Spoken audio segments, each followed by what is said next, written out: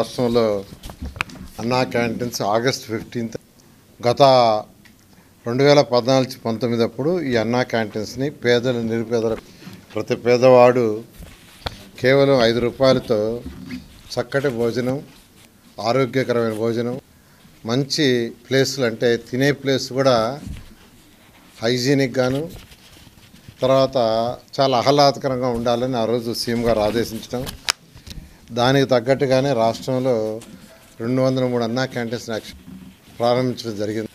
వాటిల్లో అంటే 203లో 183 యాక్చువల్గా వర్కింగ్కి వచ్చినాయి.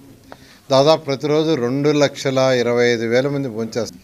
2,25,000 అటువంటి అన్నా క్యాంటీన్స్ని గత ప్రభుత్వం పూర్తిగా మూసేసి, వాళ్ళు చేయదలుచుకుంటే రూపాయికి ఇచ్చిండొచ్చు, అంటే మేము 5 రూపాయలకి ఇస్తే రూపాయి కూడా ఇచ్చిండొచ్చు. కానీ ఒక కక్ష సాధింపుతో ఆ ప్రభుత్వం అయితే మళ్ళీ అన్నా క్యాంటీన్స్ని ఓపెన్ చేస్తామని సీఎం గారు చెప్పడం, దాని మీద యాక్చువల్గా క్యాబినెట్లో కూడా మొన్న డిసైడ్ చేశారు.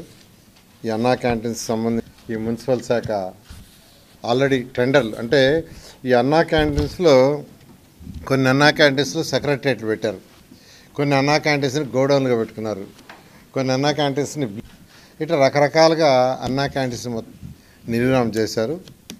దాంట్లో ఉన్న ఆ డైనింగ్ టేబుల్స్ అన్ని తీసేశారు. కొన్ని దగ్గర ఆ డైనింగ్ టేబుల్స్ తీసి మిద్ది పైన వేస్తున్నారు. నేను ఈ మధ్య కొన్ని దగ్గర విజిట్ చేస్తాను. వాటికంతా కొన్ని మరమ్మతులు చేయాల్సింది, దానికి టెండర్లు ఇచ్చాము.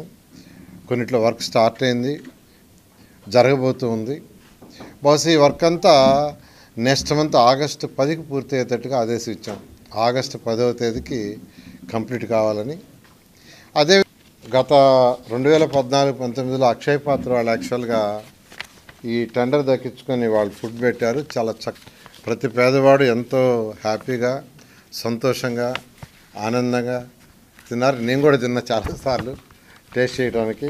అయితే ఈసారి మళ్ళీ టెండర్లు పిలుచున్నాం. టెండర్లు కూడా 22వ తేదీ ఐ థింక్ 22 ఓపెన్ చేస్తారు.